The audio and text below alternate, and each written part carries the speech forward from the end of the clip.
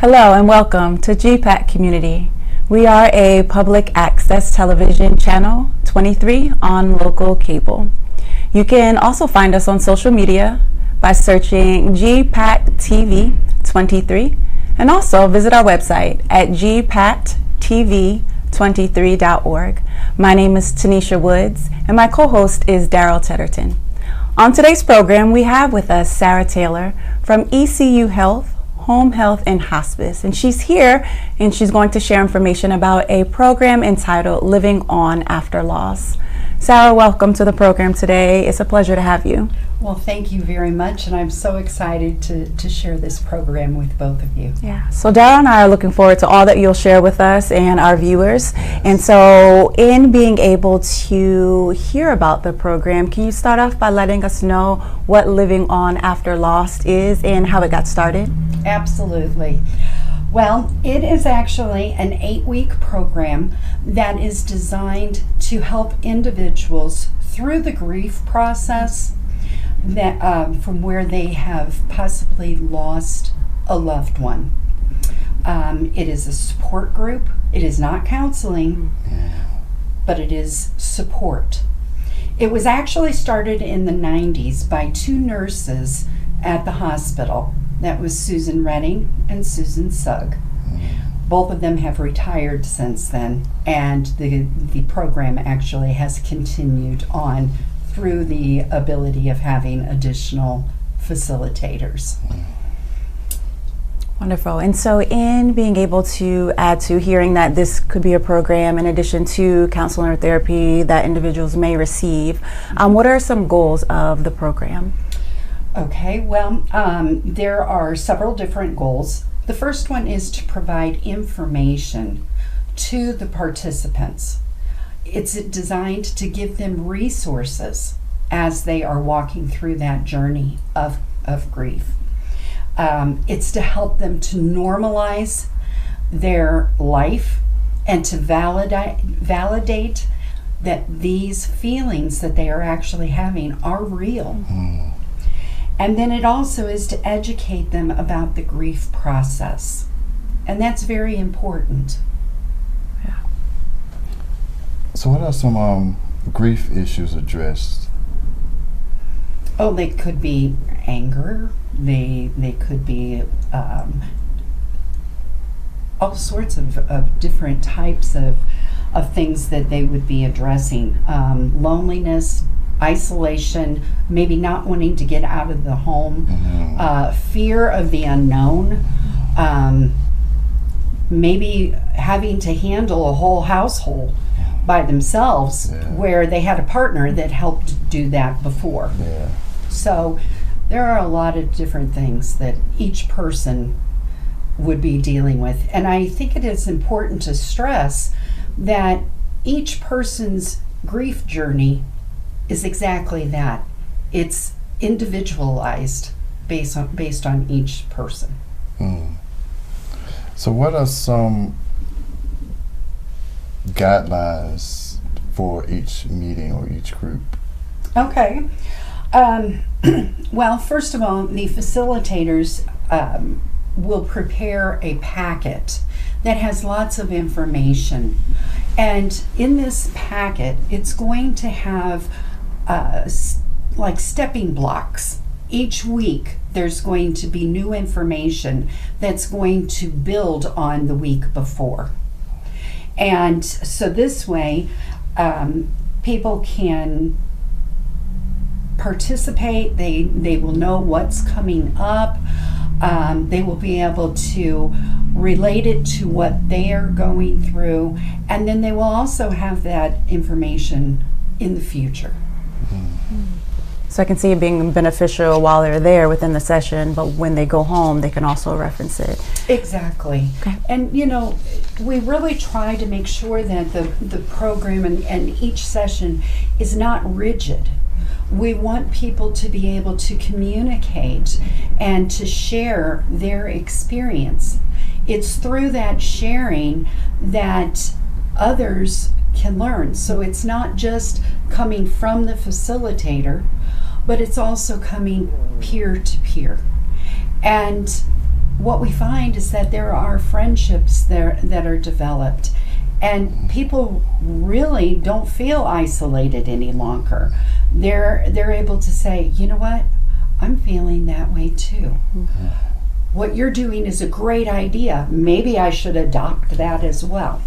And so we really work hard to open up that door and create that atmosphere where people can really talk about things openly. Yeah.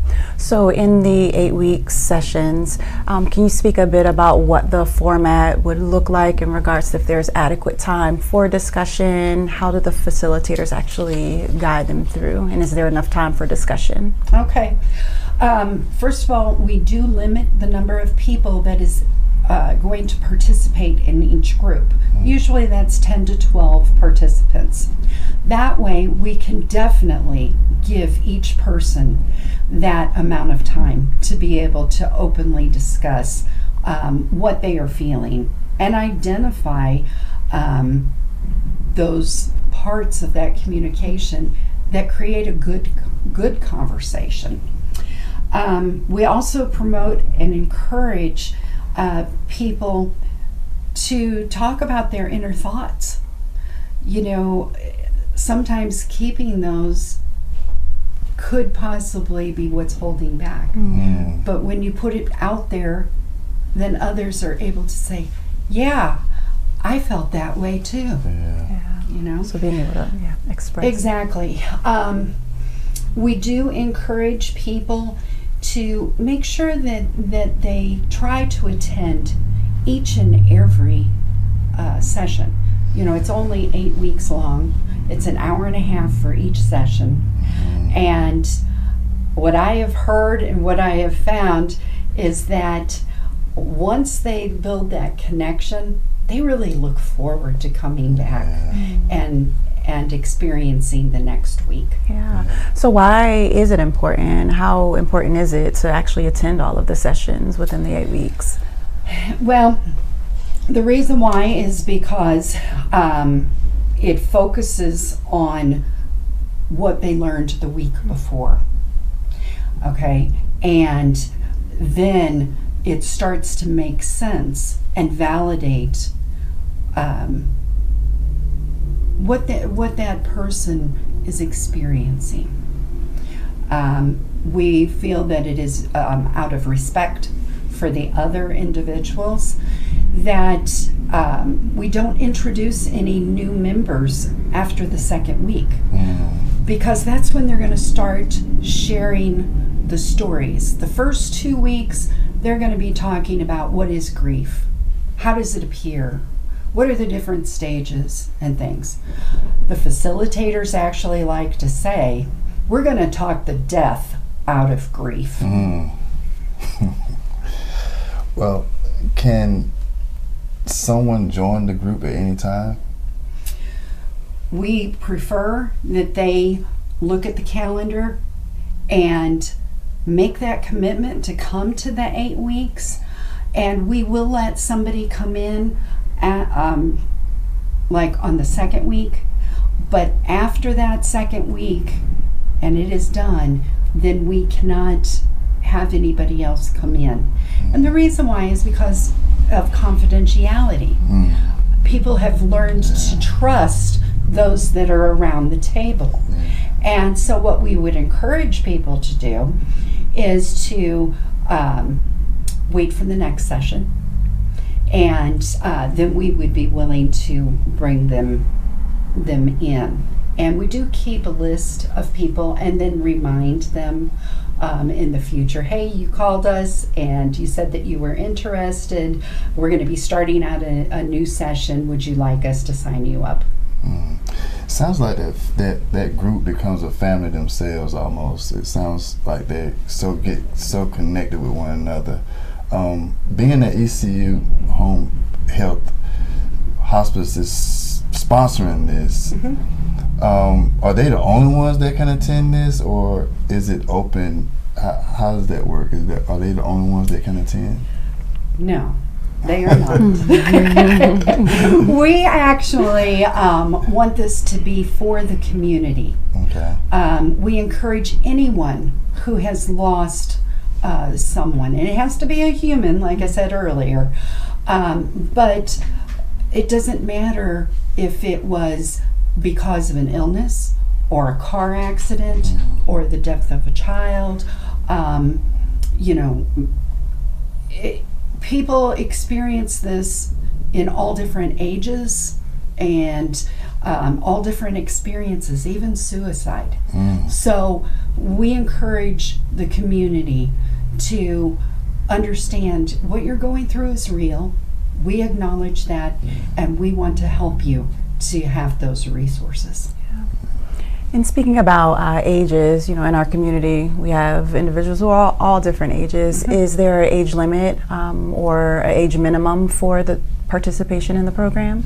It has been recommended that individuals 18 and older would actually attend this.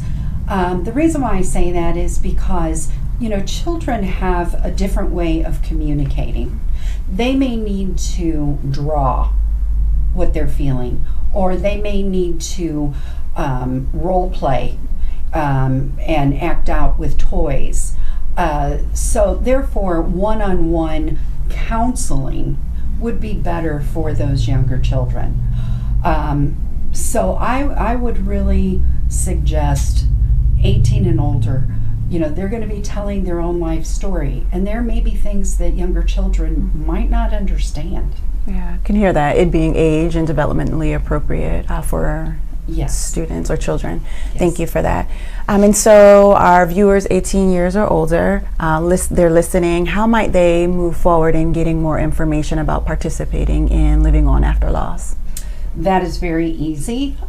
First of all, they can go to the website, ecuhealth.org, and go to the calendar of events. We are listed there. It will give you the dates and the times of the third session. If they would like, they can give a call to ECU Home Health and Hospice, and that number is 252-847-2000, or they can email me directly. And my email is Sarah, SARAH, .Taylor, TAYLOR, at ecuhealth.org. Thank you for that, Sarah. And so they may be connecting for themselves or someone else that they might know. And in being able to reach out and get the information, what are the next steps in regards to registering? Okay. We're going to need to know who this person is and get their name and phone number. And then one of the facilitators is actually going to reach out to that individual. They start that connection, kind of prepare them for what they are going to expect and experience in the sessions. Again, we are not a counseling group. We are grief support.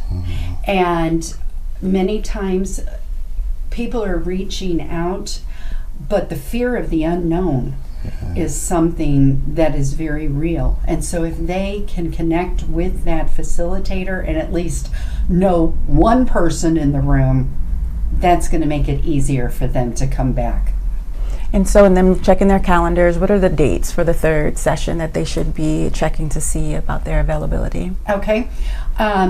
All of the dates are on a Monday evening from 5:30 to 7, and that starts April 7th and it runs through May 25th. And the location where we have these sessions is at the Hope Lodge on Wellness Drive, right here in Greenville. Thank you for that. So Sarah, I know you've given us a lot of information. Is it anything that we didn't ask you, or some more information that you may have been given out that you would like to give the audience on today? I think one of the things that I would like to say is that it doesn't matter if you've lost a loved one in the past week or two, or if it has been several years. Grief is a very funny thing because it can actually creep up at any given time. And so knowing that you can engage And what we have found is that sometimes people are so numb at the very beginning, they might not hear what has been said. And so they ask, can I come back a second time? Yeah, I was wondering that. And this time they come with their sister or their mother or their daughter-in-law, and they bring others with them to be able to have that experience. Well, thank you, Sarah Taylor, for all the information that you've given us today here. And we really appreciate you coming out and joining with us on today. All the information that you've given us definitely will benefit our audience. Here at GPAT audience, we're watching the program today. GPAT community, we have more episodes coming soon. And until then, I'm Daryl Tedderton. And I'm Tanisha Woods. And we'll see you next time.